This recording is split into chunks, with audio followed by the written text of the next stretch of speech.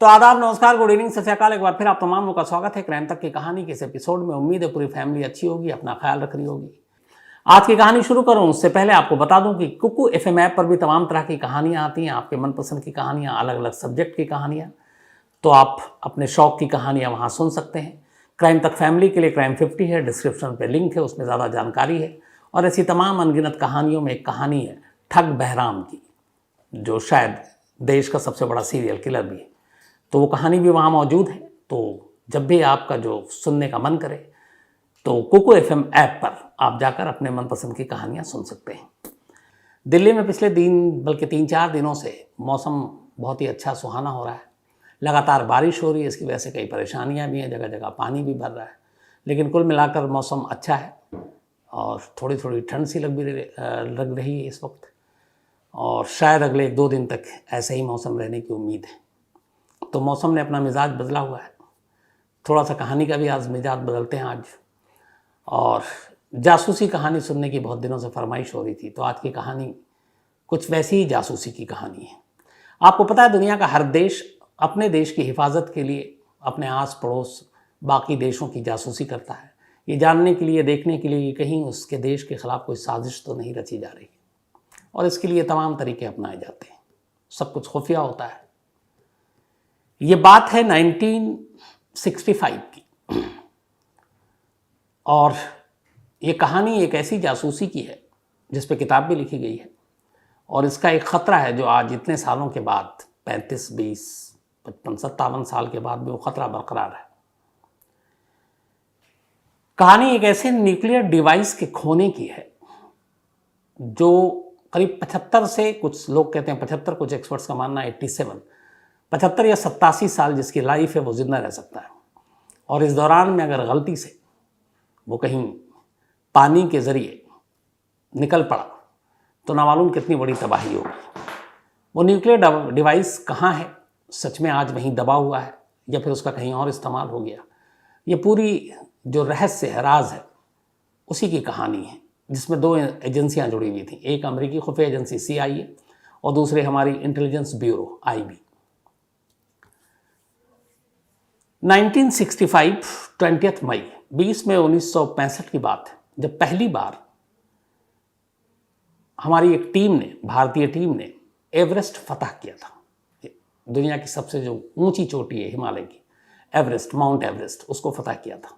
और इसको लीड कर रहे थे, इस टीम को, इंडियन टीम को, कैप्टन मोहन सिंह कोहली। कैप्टन मोहन सिंह कोहली ने कई कोशिशों के बाद इस एवरेस्ट की चोटी को छुआ। हालांकि वो नेवी में थे, लेकिन उनकी इस पर्वतारोहण और पहाड़ों पर चढ़ने की उनकी हसरत और कला को देखते हुए उनको ITBP में ट्रांसफ़र किया गया था। तो नेवी से थे, लेकिन 20 मई 1965 का दिन बड़ा यादगार था। तब लाल बहादुर शास्त्री प्रधानमंत्री हुआ करते थे। बाकायदा उनकी इस अचीवमेंट के लिए कोहली और उनकी टीम को पूरी बधाई दी गई थी। लेकिन यहीं से ये कहानी फिर शुरू होती है। 65 में उन्होंने माउंट एवरेस्ट को छुआ, चोटी को। लेकिन उससे करीब 6 साल पहले 1959 में चीन ने, तब USSR हुआ करता था, सोवियत संघ, उसकी मदद से एक न्यूक्लियर टेस्ट किया था। और चीन ने जो न्यूक्लियर टेस्ट किया था वो चीन का एक इलाका है लोपनोर इलाके में ये न्यूक्लियर टेस्ट हुआ। अब अमेरिकी खुफिया एजेंसी या अमेरिका को भनक तक नहीं लगी कि चीन ऐसा कोई न्यूक्लियर टेस्ट किया है, चीन न्यूक्लियर पावर बनने जा रहा है। ठीक वैसे ही जैसे हम लोगों ने किया था न्यूक्लियर टेस्ट, तो अमेरिकी खुफिया एजेंसियों को पूरा चकमा दिया था, तभी किया था। तो वैसे ही चीन ने किया। अच्छा, उस वक्त अमेरिका USSR के साथ रिश्ते अच्छे नहीं थे। चीन भी अब अगर न्यूक्लियर पावर बन जाए तो फिर वो भी आंखें दिखाने लगेगा। वियतनाम वॉर अमेरिका झेल रहा था और उसमें उसको बड़ी बर्बादी हुई थी। तो वो नए दुश्मन, नई ताकत, ये सब बर्दाश्त नहीं कर पाता था। फिर अमेरिकी सरकार को लगा कि हमारी एजेंसियों को कैसे पता नहीं कि चीन गुपचुप तरीके से USSR के साथ मिलकर न्यूक्लियर टेस्ट कर रहा है। तो अब अमेरिका ने सोचना शुरू किया कि चीन के ऊपर नज़र रखने के लिए क्या तरीका अपनाया जाए।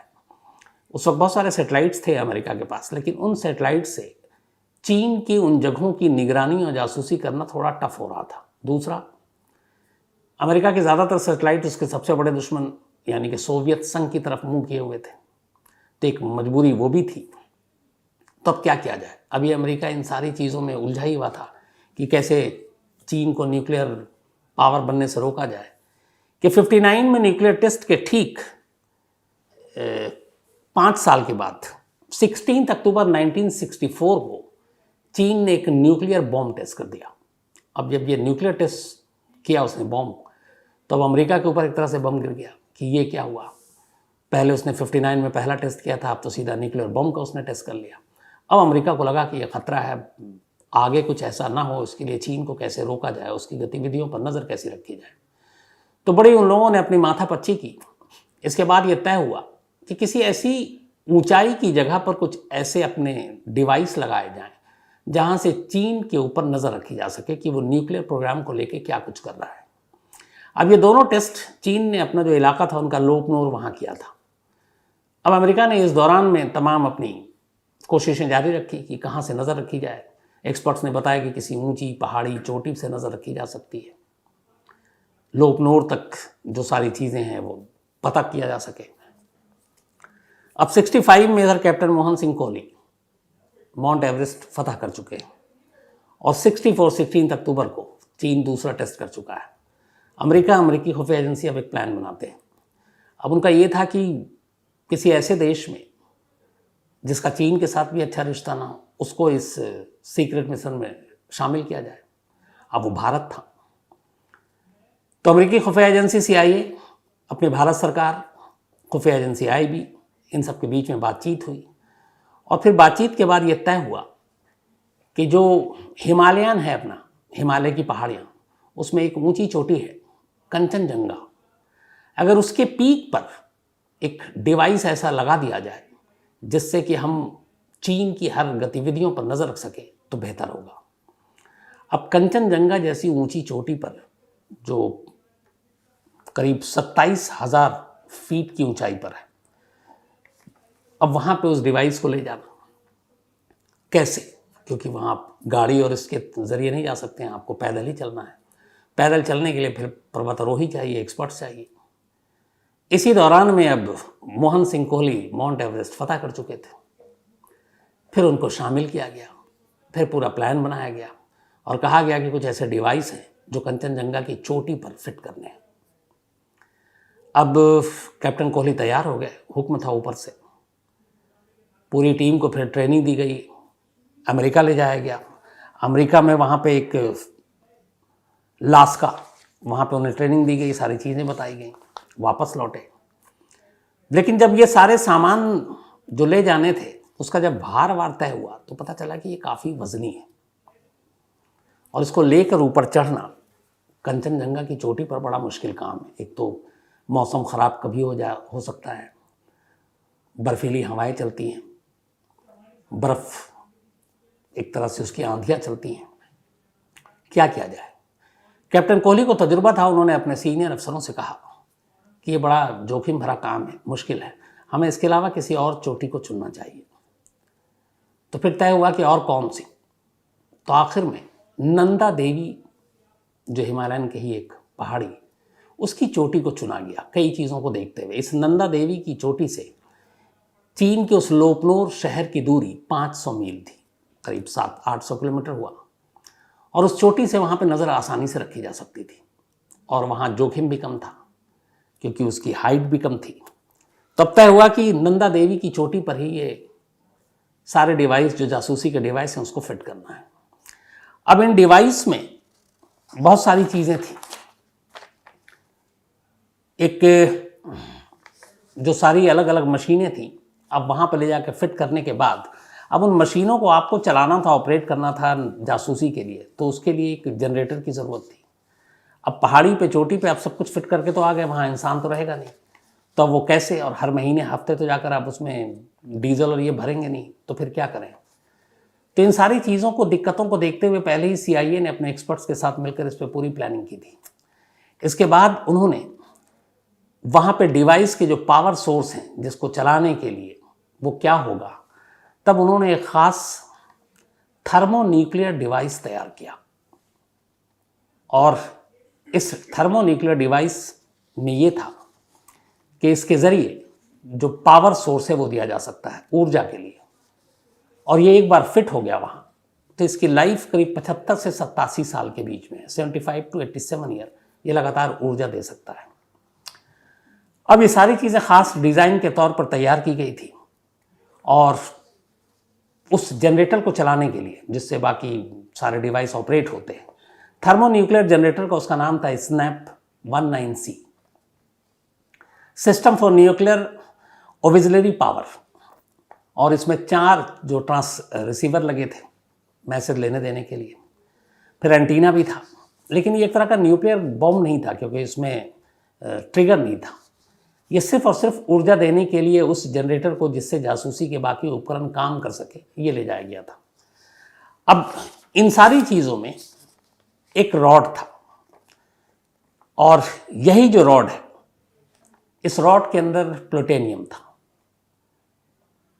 जो ज़रूरी फ्यूल को पूरा करता, उसकी ज़रूरत को, जिससे जनरेटर की ऊर्जा को सप्लाई मिलती। अब उस रॉड में प्लूटोनियम 238 था, एक रेडियो एक्टिव फ्यूल। अब रेडियो एक्टिव फ्यूल न्यूक्लियर, इसका मतलब है कि अगर ये लीक हुआ या कहीं संपर्क में आया इंसानों के, तो भयानक नुकसान है, जान जाएगी। लेकिन ये था कि ऊर्जा देनी है, तो इसीलिए इस न्यूक्लियर रॉड, एक तरह का आसान भाषा में अगर कहें, ये तैयार किया गया और इसको अब जाकर उस नंदा देवी की चोटी पर लगाना है, ताकि ये वहाँ से जासूसी के सारे सिग्नल भेज सके। अमेरिकी राष्ट्रपति थे उस वक्त लिंडन जॉनसन। उन्होंने इस पूरे प्लान को सुना, समझा और उसके बाद इसको हरी झंडी दी। अब ये हुआ कि चीन की जासूसी करने के लिए नंदा देवी की चोटी पर जाकर इन सारे डिवाइस को फिट किया जाएगा, और इसके लिए अलग अलग टीम बनाई गई। एक टीम वो थी जो ये सारा सामान लेकर उस चोटी पर पहुंचेगी, उस सामान को वहाँ छोड़ेगी। फिर दूसरी टीम आएगी, जब ये बाहिफाजत सारी चीज़ें पहुँच जाएंगी, और वो उन चीज़ों को इंस्टॉल करेगी। उसमें अमेरिकन भी। तो पहली टीम पहुंचती है, जिसमें अपने मोहन सिंह कोहली कैप्टन, ये कुछ अमेरिकन और बाकी पर्वतारोही, और साथ में इन लोगों के जो थे वो ख़ासतौर पर पहाड़ पे चलने के लिए शेरबा, जो पहाड़ी होते हैं, जो इन रास्तों पे ऊंची ऊंची चोटियों पे आसानी से चलते हैं।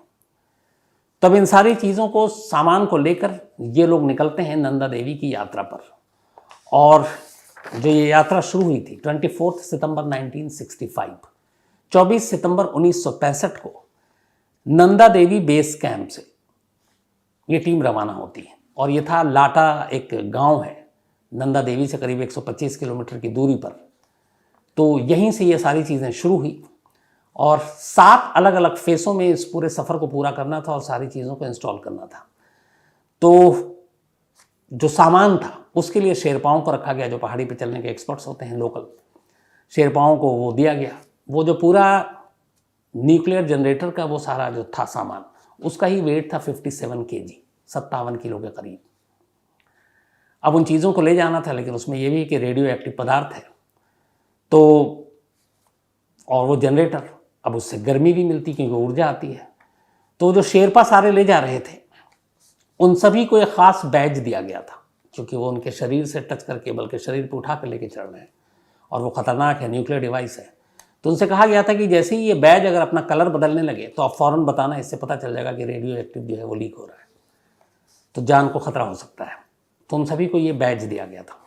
अब खैर, इसके बाद 24 सितंबर 1965 को एक पूरी टीम शेरपाओं के साथ इन तमाम सामान को जासूसी के, जिसके लिए जो चीन के लिए जासूसी करते, नंदा देवी बेस कैंप से निकलते हैं, इसी लाटा गांव से। और अब इन्हें 7 अलग अलग फेस में चोटी तक पहुंचना है। अब चढ़ाई शुरू हुई। बीच बीच में रास्ते में लगातार जो है कैप्टन कोहली, वो अपने बॉसेस के संपर्क में भी हैं, आईबी के संपर्क में भी हैं, अमेरिकन उनके जो साथ हैं वो भी साथ में हैं। अब उनका ये था कि प्लानिंग यही थी कि ये सारा सामान चौथे कैंप, 4 फेस में करना था, वहाँ पहुँचाना था और फिर रख कर लौटना था। फिर आगे के काम बाकी लोग करते हैं, क्योंकि एक बार में इतनी चढ़ाई मुश्किल थी। अब चढ़ना शुरू किए, लेकिन करीब 24 सितंबर को चले थे ये। 18 और 6, 24-25 दिन हो गए चलते चलते उस नंदा देवी की चोटी पर। 25 दिन के बाद भी अभी अपनी मंजिल पर नहीं पहुंचे थे। लेकिन 18 अक्टूबर 1965 को अचानक, जब ये अभी चढ़ ही रहे थे, एक बर्फीली तूफान आया, बर्फ गिरने लगी, जो पहाड़ हैं सरकने लगे, दरकने लगे। रोशनी कम हो गई, विजिबिलिटी दिखाई नहीं दे रही है, और एक बर्फ़ का तूफान सा आ गया। अब उसके बाद ये था कि हाँ रुकना, तापमान, सारी चीज़ें ख़तरनाक। तो अब क्या करें इस बर्फीले तूफान में, और ये अचानक आया था, और अब मंजिल ज़्यादा दूर नहीं थी। लेकिन अब ये था कि इस तूफान के ठहरने के बाद पता चला कि आगे जाना जोखिम भरा है।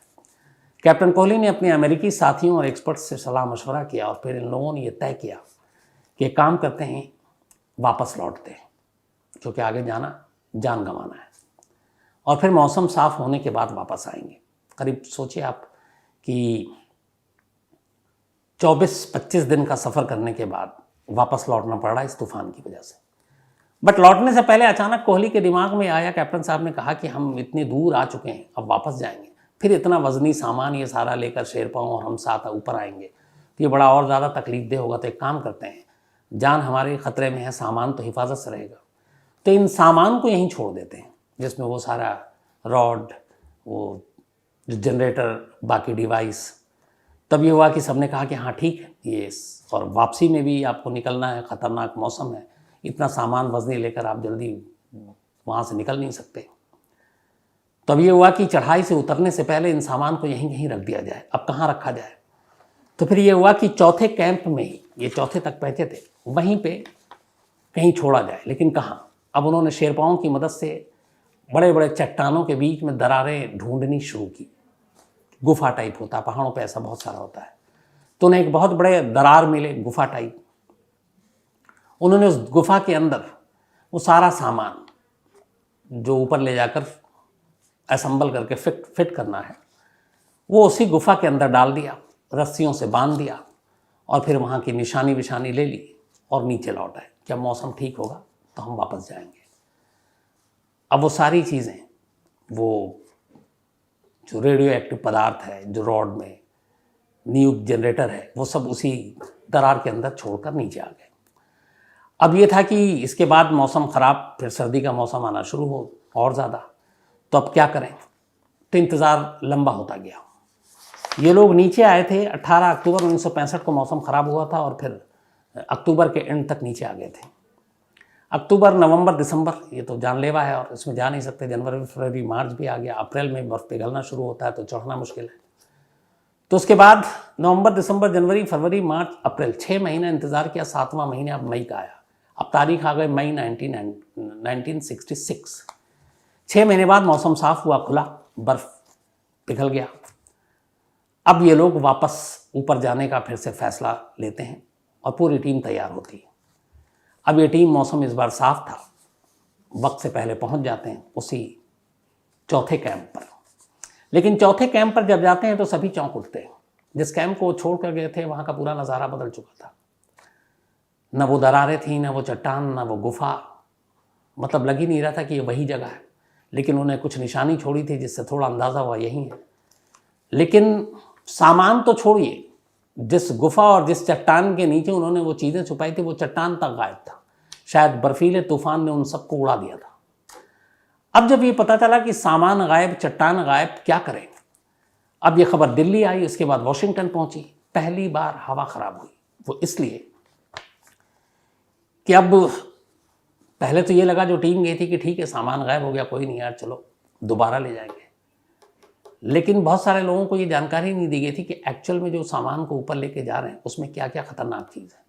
अब उसमें वो रेडियो एक्टिव रॉड था जिससे जनरेटर को ऊर्जा मिलनी थी, और वो एक न्यूक डिवाइस था, न्यूक्लियर डिवाइस। अब जब ये पता चला सामान गायब है तो CIA को इसकी सीरियसनेस का अंदाज़ा था। वहाँ की सरकार को पता चला, फिर अपने यहाँ सरकार को पता चला। अब जब पता चला तो हड़कंप मच गया। उसकी वजह ये थी कि कहा गया कि जो डिवाइस है, अगर वो गलती से वहाँ से निकलकर इसी तूफान में पानी तक पहुँच जाए, और गंगा नदी है, तो अगर ये गंगा के रास्ते, मतलब पानी के रास्ते गंगा तक पहुँच जाए, और गंगा आपको पता है कितने किलोमीटर तक फैली हुई है, पूरे नॉर्थ इंडिया में पानी का एक सबसे बड़ा स्रोत है हमारा, तो ये अंदाज़ा लगाया गया कि लाखों लोगों की जान चली जाएगी उस रेडियो एक्टिव की वजह से। अब जब ये पता चला तो ये हुआ कि एक न्यूक्लियर हादसा हो सकता है इस देश में बहुत बड़ा। अब सभी के होश उड़ा दिए। अब सबसे बड़ी बात तो ये थी कि ये अगर बात फैल गई लोगों तक, मीडिया तक, तो क्या होगा? हड़कंप मच जाएगा, दहशत फैल जाएगी। उधर चीन को पता चल गया कि ये सारी साजिश हमारे खिलाफ हो रही थी और उसमें अमेरिका का साथ भारत दे रहा था, तो वो तो वैसे ही पहले से तिल मिला के बैठा हुआ था, वो उल्टा हमसे और पंगा लेता, हमला भी कर सकता था। तो हर तरफ से एक तो अपने देश के अंदर लोगों के गुस्से को झेलना होता, चीन से उधर अलग दुश्मनी और बढ़ जाती, और इधर लोगों की जान भी खतरे में, अब क्या करें। तो अब ये तय हुआ कि नहीं, उस डिवाइस को किसी भी तरह से ढूंढा जाए। अब उस डिवाइस को ढूंढने की बहुत कोशिश की गई, बहुत सारी टीम, कई साल लगा दिए, लेकिन वो मिली नहीं। वो न्यूक्लियर डिवाइस कहाँ गई नहीं मालूम। इस दौरान में अब उधर अमेरिका की जो अपनी जिस मकसद से उसने उस डिवाइस को वहाँ तक ले गया था जासूसी के लिए, वो उस मकसद में फिर भी लगा रहा। और आखिर CIA की इस कोशिश के बाद उन्होंने 2 और ट्राई किया इसी नंदा देवी पर, और 2 और कोशिश के बाद उन्होंने उस डिवाइस को वहाँ फिट कर दिया, जिससे चीन के ऊपर नज़र रख सके, उनकी न्यूक्लियर प्रोग्राम की जासूसी कर सके। तो नंदा देवी की पीक पर पहुँचा दिया बाकी के 2 कोशिशों के बाद, लेकिन उसमें फिर 4 महीने के बाद ख़राबी आ गई थी, उसके फ्यूल और बाकी चीज़ों में वो बंद हो गया। अब उसको ठीक करने के लिए फिर दोबारा टीम गई। फिर इसके बाद सोलर डिवाइस का इस्तेमाल किया गया न्यूक की जगह पर, ताकि कोई रिस्क ना हो, और इसी शर्त पे फिर भारत सरकार ने ये इजाज़त भी दी थी कि आप सोलर का इस्तेमाल करें। इस डिवाइस से कई सालों तक फिर CIA ने चीन के परमाणु प्रोग्राम की जासूसी की। लेकिन आज मतलब करीब 34, 20, 54 और 2 56 साल हो गए हैं, आज भी वो न्यूक डिवाइस कहाँ है? क्या वो नंदा देवी की पहाड़ियों में, बर्फीली पहाड़ियों के नीचे कहीं दफन है, या कहीं और है? जब भी हिमालय दरकता है, उत्तराखंड से, आपने देखा होगा ये उत्तराखंड का ही पार्ट है, तो ऐसी तबाही आती है, तो एक दहशत आज भी जिन लोगों को मालूम है, वो ये दहशत डराती है कि कहीं इस तूफ़ान में, इस बर्फीली तूफ़ान में पानी तक वो डिवाइस ना पहुंच जाए, जिससे ना मालूम कितना नुकसान होगा। हालांकि ज़्यादातर लोगों का मानना है, इस पर 2 थ्योरी है आज भी। एक ये है कि वो अब भी नंदा देवी की बर्फीली पहाड़ियों के नीचे दफन है वो डिवाइस। दूसरी थ्योरी ये है कि अमेरिका के जाने के बाद भारत ने अपनी तरफ से उसकी काफ़ी खोज की कोशिश की, और ये कंफर्म नहीं है, लेकिन ये कहा जाता है कि शायद भारतीय खोज दल ने उस डिवाइस को ढूंढ निकाला।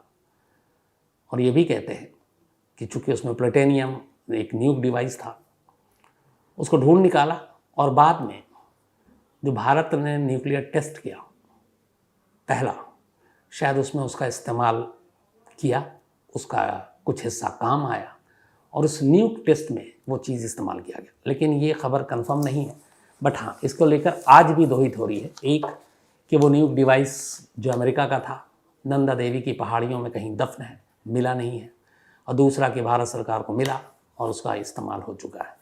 अब दोनों में से कौन सी बात सच है, दावे से कोई नहीं कह सकता, क्योंकि ये बहुत ही क्लासिफाइड चीज़ें हैं।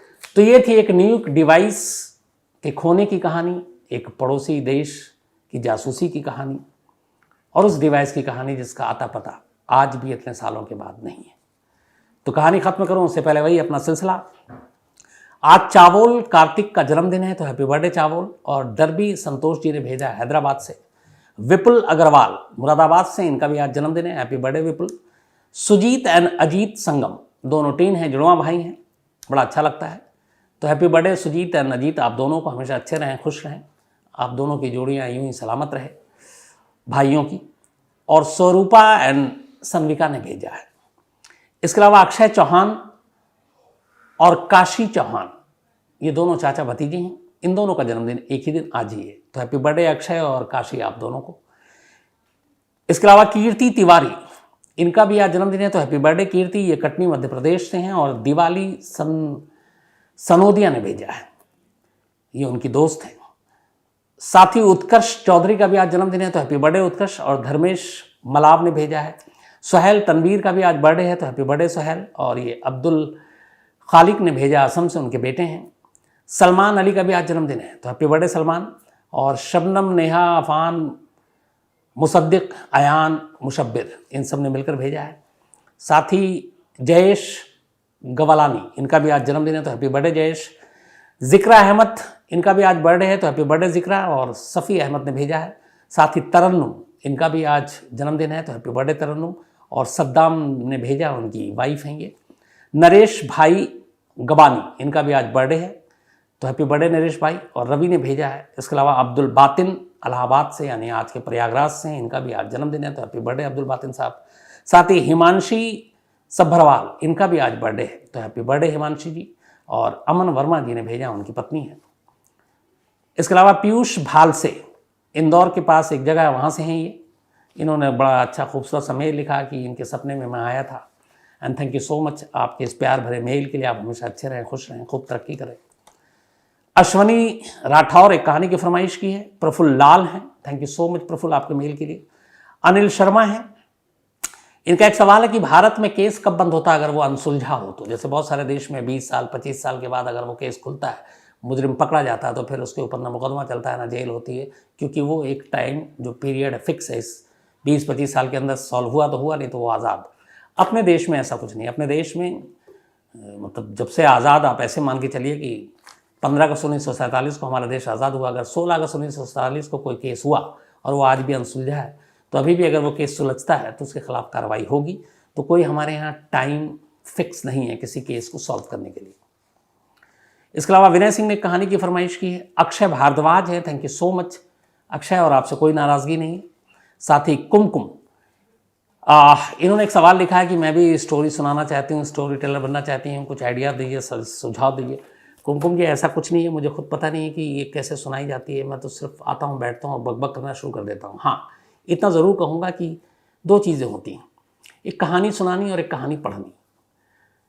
जो हम लोग घर में माँ बाप, नाना नानी, दादा दादी से सुनते हैं, तो अक्सर वो हम जब सोने जा रहे होते हैं, लेटे होते हैं, तो हमारी नानी दादी या माँ बाप हमें कहानी सुनाते हैं और फिर हम सो जाते हैं। तो वो कहानियाँ वो हाथ में स्क्रिप्ट लेकर नहीं सुनाते, क्योंकि वो शायद वैसे सुना भी नहीं पाएंगे। तो सेम वैसे ही है, कहानी कोई भी हो वो आपके जहन में और दिमाग में होनी चाहिए। उसकी हर चीज़, हर बातें, हर फैक्ट्स और उन सारी चीज़ों को जब आपके जहन में आ गई, एक बार दिमाग में घुस गया, फिर अब आपके जो बोल हैं उस कहानी को उसी तरीके से शुरू करेंगे। लेकिन कहानी का एक पैरामीटर होता है, कहाँ से शुरू, कहाँ बीच में, कहाँ ख़त्म, तो वो लय नहीं टूटनी चाहिए। दूसरा, हाँ, कई बार ऐसा होता है, बहुत सारी ऐसी कहानियाँ हैं जिसमें नाम है, एड्रेस है, तारीख़ है, बहुत सारे नाम हैं, तो इंसान याद नहीं रखता। जैसे मैं बहुत सारा, आप लोगों ने कई बार पूछा भी होगा कि ये जो कागज़ लेकर बैठता हूँ, तो इस कागज़ में कहानी नहीं होती है, इस कागज़ में ख़ास चीज़ें लिखी होती हैं, जैसे डेट, नाम। तो कहानी का तारतम्य होना चाहिए, आपको पूरी कहानी मतलब जहन में होनी चाहिए, उसकी हर बातें, और फिर जिस तरीके से आप बोलते हैं, सुनाते हैं, वैसे ही आप सुनाएं। लेकिन हाँ, मैं फिर वही कहूँगा, कहानी सुनाने में और कहानी पढ़कर सुनाने में ज़मीन आसमान का फ़र्क होता है। तो कोशिश यही कीजिए कि जो भी कहानी आप सुनाएं वो पढ़ कर ना सुनाएं, बल्कि आप पढ़िए ज़रूर, रिसर्च कीजिए, अलग अलग जगहों से ढूंढिए, तलाशिए, और उस कहानी को इतनी बार आप पढ़िए कि फिर आपके वो दिमाग में रच बस जाए। फिर आप जब बैठें तो आपको कागज़ के पन्नों की तरफ देखने की ज़रूरत भी ना पड़े, और अब धारा प्रवाह फिर सुनाती जाए। तो वही है कि बोलने में और सुनाने का जो फ़र्क है, बस उसको पकड़ लीजिए, बाकी सब कुछ ठीक होगा। ऑल द बेस्ट कुमकुम जी। और जब आप सुनाएं तो मुझे बताइएगा, मैं सुनूंगा ज़रूर। तो आज कहानी में इतना ही। अब आपसे मुलाकात होगी कल रात 9 बजे किसी नई कहानी के साथ। तब तक अपना ख्याल रखिएगा। Thank you very much.